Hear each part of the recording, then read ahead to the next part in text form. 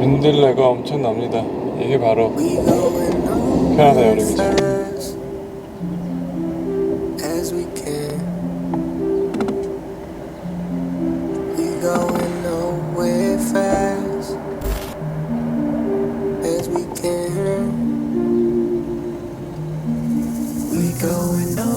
네, 지금 약국에 왔습니다.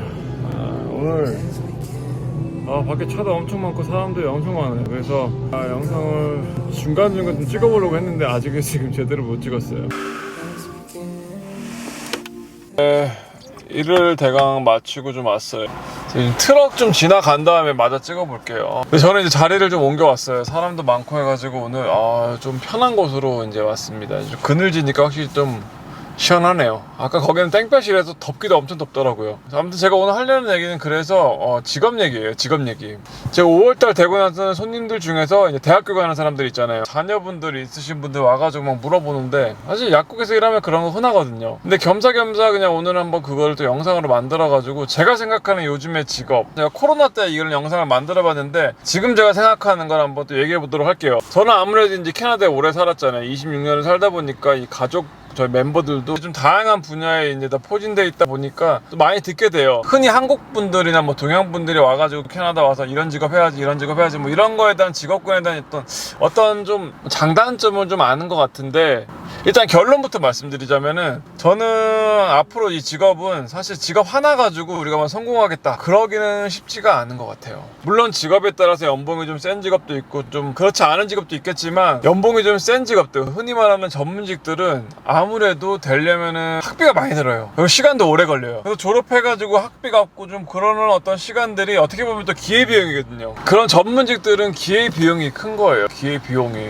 뭐 사실 제가 이 얘기를 함으로써 뭐 전문직에 대한 어떤 뭐 전문직이 이제 별로다 뭐 이런 의미로 얘기하는 건 아니고, 얘기하다 보면은 뭐 전문직 하면은 뭐 인생이 확 바뀔 거라는 그런 환상을 가진 사람들이 여전히 많아요, 학생들 중에서. 근데 다양한 어떤 전문직 친구들 얘기를 해봐도 확 바뀌는 거는 아니에요. 학비 일단 갚아야 되잖아요. 학비가 정말 뭐 의대나 치대 같은 어떤 전문직 중에서 하이레벨 그런 분들은 정말 학비가 또 어마어마하거든요. 그걸 또 갚아 나가는 그 기간이 있는데, 요즘 같은 제가 생각해보면은 그것도 기회비용이 무시를 못해요. 만약 내가 오랫동안 공부해가지고 이거 직업을 하면은 다 내가 보상받을 거야, 이런 마인드가 갈수록 좀 위험하다는 거죠. 뭔가 공부 하나 해가지고 성공할 수 있는 시대가 좀 지났다? 예전에 비해서 전문직도 너무 인구가 많아요. 전문직 하는 사람들도. 그러다 보니까 거기도 너무 각자 많이 포진이 돼 있고, 그러니까 뭐 하나 자리가 쉽게 나지도 않고, 그러니까 저는 솔직히 그냥 진짜 요즘은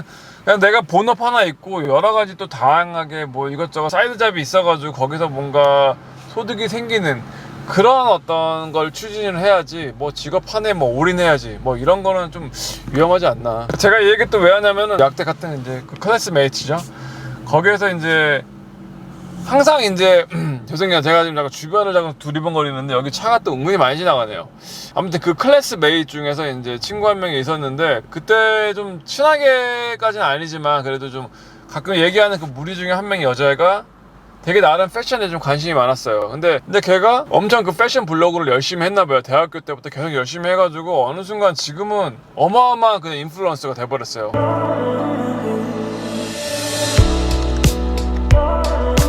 그러니까 약사라는 직업은 그냥 본업이었던 게 사이드 잡이 돼버린 거죠.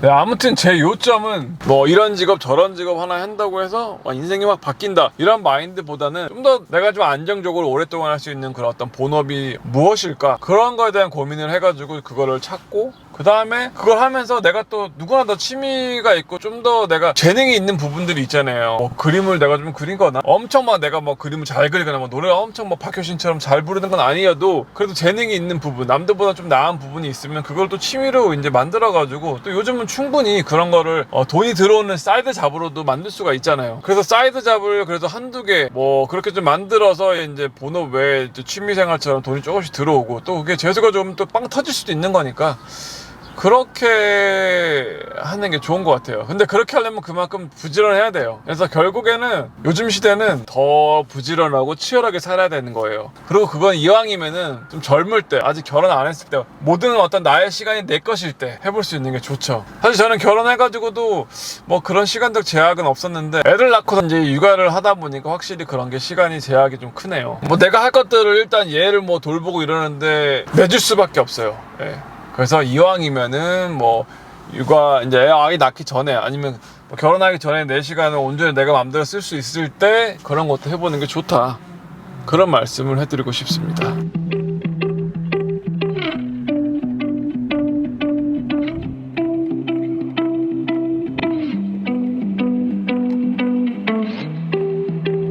핀빗을 좀 샀습니다. 이 와이프가 되게 좋아해가지고 육아할 땐 또 이런 게 행복이거든요. 이런 소소한 게. 학생 때도 사실 좀 더 영리하게 세상을 바라볼 수 있는 그런 눈, 그런 거를 좀 약간 요즘은 좀 알려드리고 싶더라고요. 아무튼 그러다 보니까 오늘 좀 말이 많았는데, 어찌됐든 간에 이거는 근데 제 개인적인 어떤 생각이 많이 들어간 거기 때문에 참조만 해주시기 바래요.